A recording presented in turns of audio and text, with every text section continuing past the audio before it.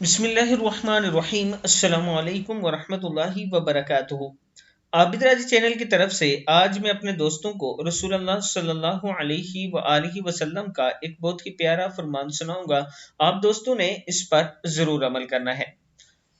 रसूलुल्लाह सल्लल्लाहु अलैहि वसल्लम ने फरमाया, सैयदना अबू हुरैरा रजी अल्लाह तआला अन्हु फरमाते हैं कि कोई शख्स इस तरह दुआ न करे, ए अल्लाह अगर तू चाहे तो मेरी मगफरत कर, अगर तू चाहे तो मुझ पर रहम कर, अगर तू चाहे तो मुझे रोजी दे, बल्कि पुख्तगी के साथ सवाल करना चाहिए, क्योंकि अल्लाह जो चाहता है करता है, कोई इस पर जबर करने वाला नहीं है। सही बुखारी की हदीस है।